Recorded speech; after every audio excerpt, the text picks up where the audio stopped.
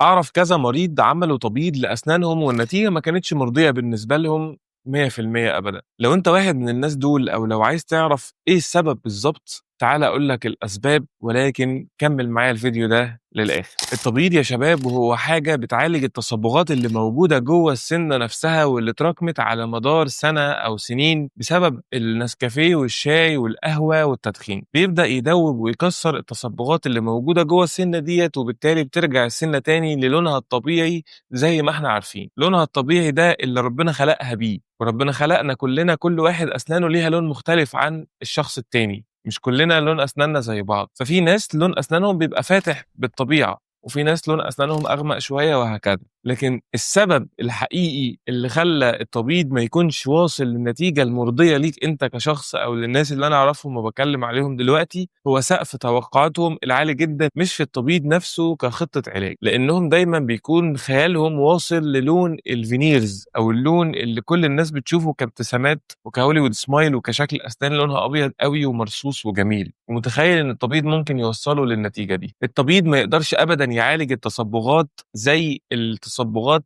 اللي موجودة في السنة نفسها مخلوقة بيها، زي التصبغات اللي جاية بسبب التتراسايكلين انتيبيوتيك، وده بيكون مضاد حيوي الأم أخدته والطفل جنين، فبيبدأ يترسب حاجات جوه السنة نفسها. أبدا مستحيل التبييض يغيرها أو يشيلها. التبييض برضو مش هيقدر يعالج السن اللي لونه غامق، لأن العصب بتاعه متشال من سنين، فخلاص العصب ميت ومتشال من سنين فالسن لونه غامق. التبييض مستحيل يعالج لك حاجه زي دي، الا حاجه بقى ثانيه اسمها تبييض داخلي. بيتحط جزء من الماتيريال بتاع التبييض ده جوه السنه نفسها علشان نحاول نغير شويه لون السنه اللي معمول لها حشو عصب، وبرضه مش بنوصل للنتيجه اللي في خيالك. التبييض برضه مش هيقدر يغير لك لون حشوات الاسنان اللي من زمان واللي لونها اتغير وغمق مع الوقت. فالحل هنا يا صديقي في الحالات اللي انا لسه قايلها ديت ان انت تعمل حاجه من الثلاث حاجات دول: يا اما تغير الحشوات القديمه اللي لونها بقى مختلف عن لون اسنانك وتعمل لاسنانك تبييض، وبعدين تعمل الحشوات على نفس لون اسنانك بعد التبييض، كل فتره تعمل تبييض تاني بحيث ان تفضل لون اسنانك نفس لون الحشوات اللي انت عملتها. يا اما تعمل حاجه اسمها كومبوزيت فينيرز، وهو ان انت تغطي اسنانك كلها بحشوات الكومبوزيت بحيث ان لونها يبقى فاتح. واتكلمنا قبل كده عن الكومبوزيت فينيرز ده،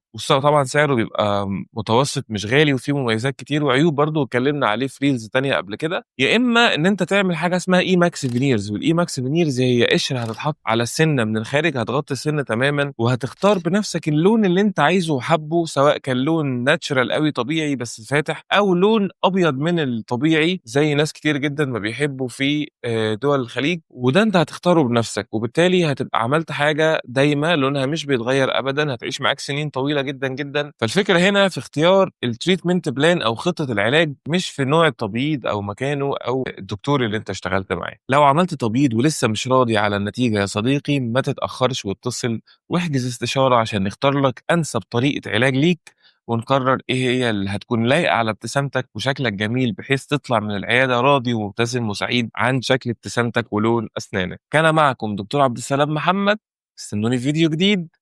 سلام.